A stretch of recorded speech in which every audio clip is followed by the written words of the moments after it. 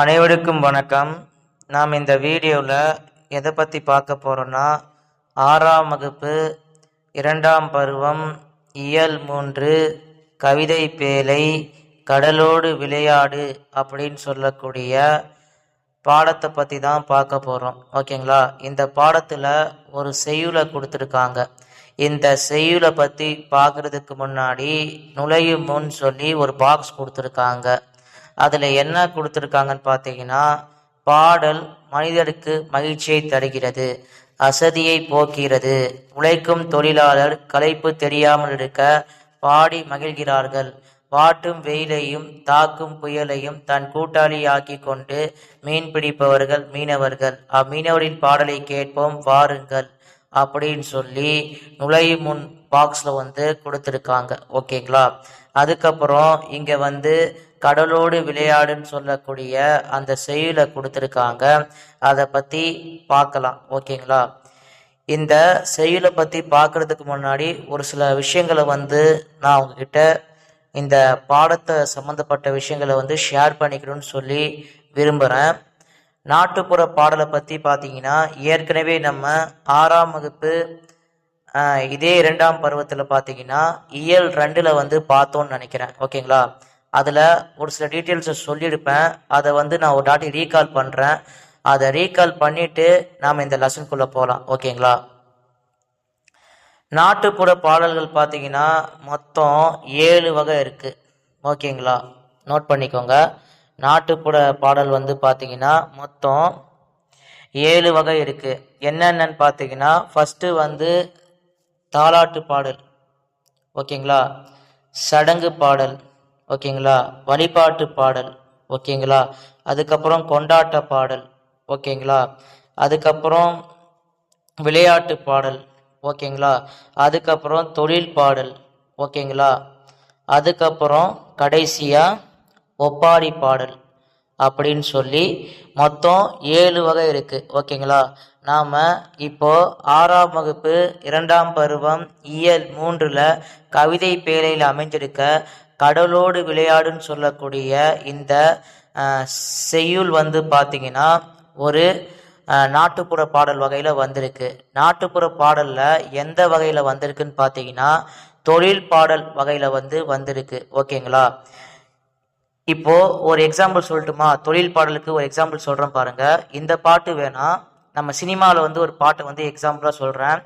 பாஷா படத்தில் பார்த்தீங்கன்னா ரஜினிகாந்த் ஒரு ஆட்டோக்காரனாக நடிச்சிருப்பார். அப்போது அவருடைய இன்ட்ரோ சாங் என்னவா இருக்குன்னு பார்த்தீங்கன்னா, ஆட்டோக்காரன் சொல்லிட்டு ஒரு சாங் வரும். அதில் ஆட்டோக்காரனுடைய தொழிலை பற்றி அவர் பாடியிருப்பார். ஓகேங்களா? அதுதான் ஒரு தொழில் பாடல். அது கூட பார்த்தீங்கன்னா நாட்டுப்புற பாடல் வகையில் தான் வருது. அதே மாதிரி பார்த்தீங்கன்னா அண்ணாமலை படத்தில் பால்காரனாக நடிச்சிருப்பார். அந்த பால்காரனை பற்றி இன்ட்ரோ சாங்கில் பாடுவார். அது கூட பார்த்தீங்கன்னா தொழில் பாடலில் வருது. அந்த தொழில் பாடல் பார்த்தீங்கன்னா ஒரு நாட்டுப்புற பாடலில் தான் வருது. ஓகேங்களா? அதுக்கப்புறம் இப்போது நாம் இப்போ பார்க்கக்கூடிய இந்த கடலோடு விளையாடுன்னு சொல்லக்கூடிய அந்த நாட்டுப்புற பாடல் யாருடைய தொழிலை பற்றி பேச போகுதுன்னு பார்த்தீங்கன்னா மீனவர்களுடைய தொழிலை பற்றி பேச போகுது. ஓகேங்களா? அதுக்கு முன்னாடி பார்த்தீங்கன்னா இன்னொரு கூடுதல் தகவல் சொல்கிறேன். நாட்டுப்புற இலக்கிய மும்மணிகள் சொல்லிட்டு 3 பேரை சொல்லுவாங்க. அவங்க யாருன்னு பார்த்தீங்கன்னா சே அன்னகாமு,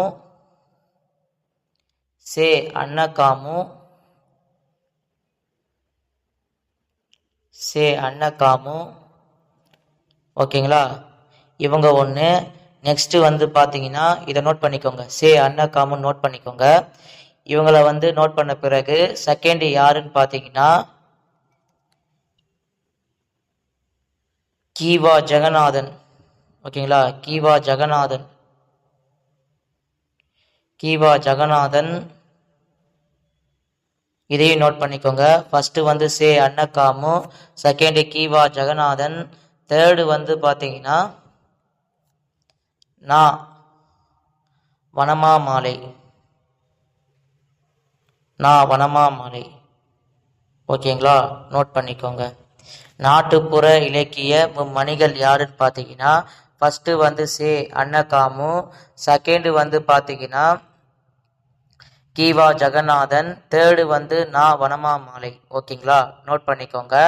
இப்போ இந்த பாடலுக்குள்ள போகலாம்.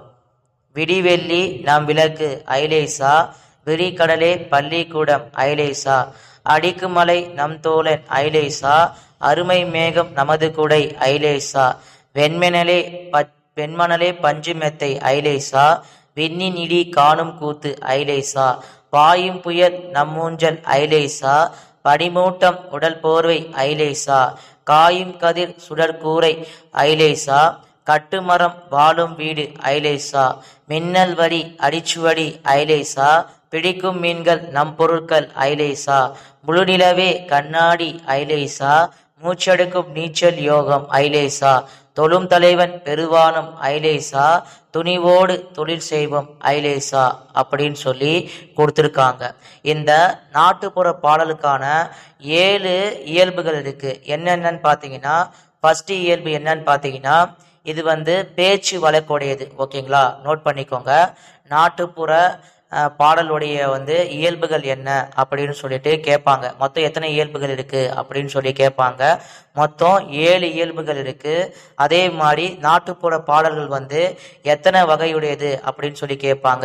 7 வகை. ஓகேங்களா, அதை பத்தி தான் நம்ம ஸ்டார்டிங்லேயே டிஸ்கஸ் பண்ணோம். ஓகேங்களா, இப்போ 7 இயல்புகள் என்னன்னு பார்த்தீங்கன்னா, ஃபர்ஸ்ட் வந்து பேச்சு வழக்குடையது. ஓகேங்களா, செகண்ட் வந்து பார்த்தீங்கன்னா கொச்சை மொழி கொண்டது. ஓகேங்களா, அதுக்கப்புறம் வந்து கூறியதே கூறல் வரும் அப்படின்னா சொன்னதே திருப்பி திருப்பி சொல்லுவாங்க. ஓகேங்களா, அதுக்கப்புறம் வாய்மொழி மூலமா வந்து பரவக்கூடியது, வடிவம் மாறக்கூடியது. ஓகேங்களா, அதுக்கப்புறம் வந்து பார்த்தீங்கன்னா மக்களுடைய அந்த பக்தி, அவங்களுடைய சமுதாயம், அவங்களுடைய உளவியல், அவங்களுடைய நீதியை வந்து எடுத்து காட்டக்கூடியது. ஓகேங்களா, இதுதான் வந்து பார்த்தீங்கன்னா மொத்தம் 7 இயல்புகளை பற்றி நான் சொல்லியிருக்கேன். ஓகேங்களா, ஃபர்ஸ்ட் வந்து பார்த்தீங்கன்னா பேச்சு வழக்குடையது, செகண்ட் வந்து கொச்சை மொழி கொண்டது, அதுக்கப்புறம் வந்து கூறியதே திருப்பி திருப்பி வரக்கூடியது, அதுக்கப்புறம் வந்து ஃபோர்த்து வந்து பார்த்தீங்கன்னா எய்துனவருடைய பேர் வந்து அதில் இருக்காது. ஓகேங்களா, இப்போ இந்த நாட்டுப்புற பாடல்னு சொன்னேன், கடலோடு விளையாடுன்னு சொல்லக்கூடியது ஒரு நாட்டுப்புற பாடல்னு சொன்னேன்.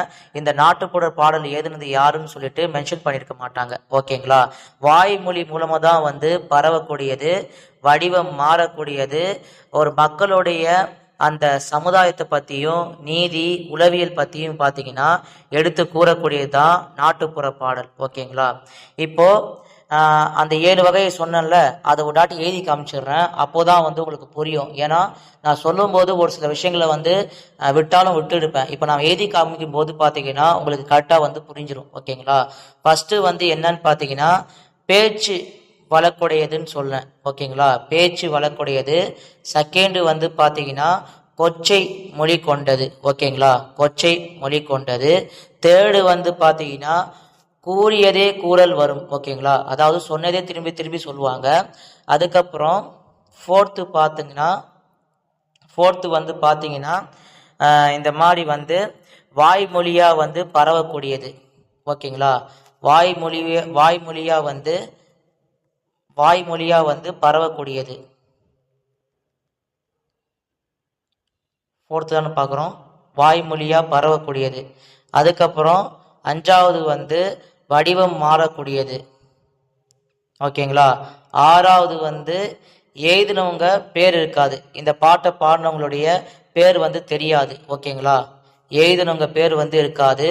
7வது வந்து பார்த்தீங்கன்னா ஒரு குறிப்பிட்ட மக்களுடைய சமுதாயத்தை பற்றியும் அவங்களுடைய நீதியை பற்றியும் அவங்களுடைய உளவியலை பற்றியும் எடுத்து காட்டுற விதமாக இந்த நாட்டுப்புற பாடல்கள் வந்து அமைஞ்சிருக்கும். இதுதான் வந்து நாட்டுப்புற பாடல்களுக்கான இயல்பு கூறுகள் 7. ஓகேங்களா, நோட் பண்ணிக்கோங்க. அதுக்கப்புறம் இப்போ கீழே வந்து பார்த்தீங்கன்னா சொல்லும் பொருளும் சொல்லிட்டு ஒரு பாக்ஸ் கொடுத்துருக்காங்க. அந்த பாக்ஸில் கதிர்ச்சுடர், கதிரவனின் ஒளி, மின்னல் வரி, மின்னல் கோடு, அடிச்சுவடி, அகரவரிசை எழுத்துக்கள் அப்படின்னு சொல்லி கொடுத்துருக்காங்க. ஓகேங்களா, அகர வரிசையில அமைந்த இலக்கியம் எது அப்படின்னு சொல்லி கொஷினா கேட்டிருக்காங்க. அதுக்கான ஆன்சர் வந்து ஆத்திச்சூடி. நோட் பண்ணிக்கோங்க. இப்போ பாடலினுடைய பொருளை பத்தி பார்க்கலாம். மீன் பிடிக்க கடலுக்கு செல்பவர்கள் மீனவர்கள், அவர்களுக்கு விண்மீன்களே விளக்குகள், விரிந்த கடலே பள்ளிக்கூடம், கடலலையே தோழன், மேகமே கூடை, வன்மையான மணலே படுத்தொடுங்கும் பஞ்சு மெத்தை, விண்ணின் இடி அவர்கள் காணும் கூத்து, சீறி வரும் புயலே விளையாடு மூஞ்சல், பனிமூட்டம்தான் உடலை சுற்றும் போர்வை, அனல் வீசும் கதிரவனின் ஒளிச்சுடர்தான் மேற்கூரை, கட்டுமரம்தான் அவர் வாழும் வீடு, மின்னல் கோடுகளே அடிப்படை பாடம், வலைவீசி பிடிக்கும் மீன்களே அவர்களது செல்வம், முழுநிலவுதான் கண்ணாடி, மூச்சடக்கி செய்யும் நீச்சலே அவர்கள் செய்யும் தவம், வானமே அவர்கள் வணங்கும் தலைவன், இவற்றுக்கிடையே மீனவர்கள் மன உறுதியோடு தொழில் செய்கின்றனர் அப்படின்னு சொல்லி கொடுத்துருக்காங்க. ஓகேங்களா? இப்போ தெரிந்து தெளிவோம் சொல்லிட்டு ஒரு பாக்ஸ் கொடுத்துருக்காங்க. அதுல நெய்தல் திணைக்கான நிலம் எது, மக்கள் யாரு, தொழில் என்ன, பூ என்னன்னு சொல்லி கொடுத்துருக்காங்க. நெய்தல் திணையில நிலம் என்னன்னு பாத்தீங்கன்னா கடலும் கடல் சார்ந்த இடம்தான் வந்து பாத்தீங்கன்னா நெய்தல் திணைக்கான நிலம். மக்கள் வந்து பரதவர் பரதியர். ஓகேங்களா? தொழில் வந்து பாத்தீங்கன்னா மீன் பிடித்தல், உப்பு விளைவித்தல். பூ வந்து தாளம் பூ. ஓகேங்களா? நோட் பண்ணி வச்சுக்கோங்க. இது வந்து ரொம்ப ரொம்ப இம்பார்ட்டன்ட். இதுல இருந்து கொஷின் கட்டாயம் வரும். ஓகேங்களா? இந்த மாதிரி கொஷின் வந்து கன்ஃபார்ம் வந்து எக்ஸாம்ல கேட்பாங்க. நோட் பண்ணி வச்சுக்கோங்க. அதுக்கப்புறம் நூல்வெளி கொடுத்துருக்காங்க. உழைக்கும் மக்கள் தம் களைப்பை மறைக்க உற்சாகத்துடன் பாடும் பாடலே நாட்டுப்புற பாடலாகும் அப்படின்னு சொல்லி கொடுத்துருக்காங்க. காதால் கேட்டு வாய்மொழியாகவே வழங்கப்பட்டு வருவதால் இதனை வாய்மொழி இலக்கியம் என்பர் அப்படின்னு சொல்லி கொடுத்துருக்காங்க. ஏற்றப்பாட்டு, ஓடப்பாட்டு முதலான தொழில் பாடல்களும் விளையாட்டு பாடல்கள், தாலாட்டு பாடல்கள் முதலியனவும் நாட்டுப்புற பாடல்களுள் அடங்கும் அப்படின்னு சொல்லி கொடுத்துருக்காங்க. இப்பாடல் சு. சக்திவேல் தொகுத்த நாட்டுப்புற இயல் ஆய்வு என்னும் நூலில் இடம்பெற்றுள்ளது அப்படின்னு சொல்லி கொடுத்துருக்காங்க. இந்த நாட்டுப்புற பாடலை வந்து என்னன்னு சொல்றாங்கன்னு பார்த்தீங்கன்னா கிராமிய பாடல்கள்னு சொல்லுவாங்க.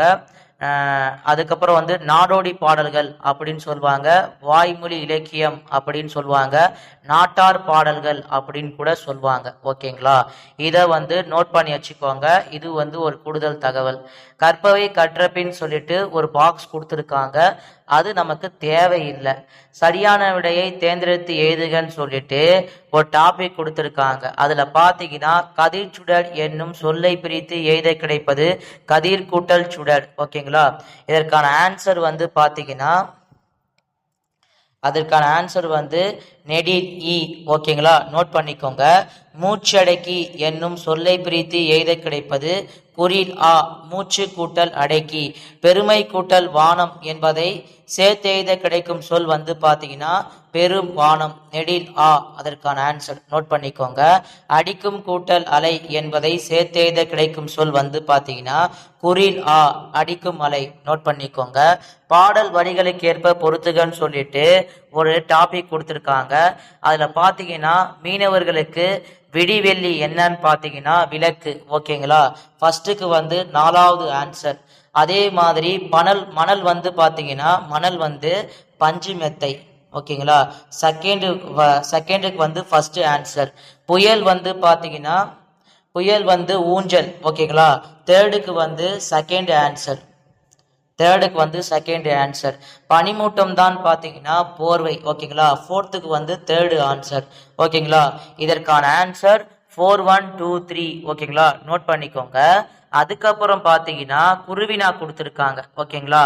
அலைவீசும் அலையையும் மேகத்தையும் மீனவர்கள் என்னவாக கருதுகின்றனர்? கடல் பாடலில் கண்ணாடியாகவும் தலைவனாகவும் குறிப்பிடப்படுவன யாவை? மீனவர்கள் தமது வீடாகவும் செல்வமாகவும் கருதுவன யாவை? சிந்தனை வினா. நீங்கள் வசிக்கும் பகுதியில் நடைபெறும் தொழில்களில் ஒன்றை பற்றி 5 வரிகள் எழுதுக.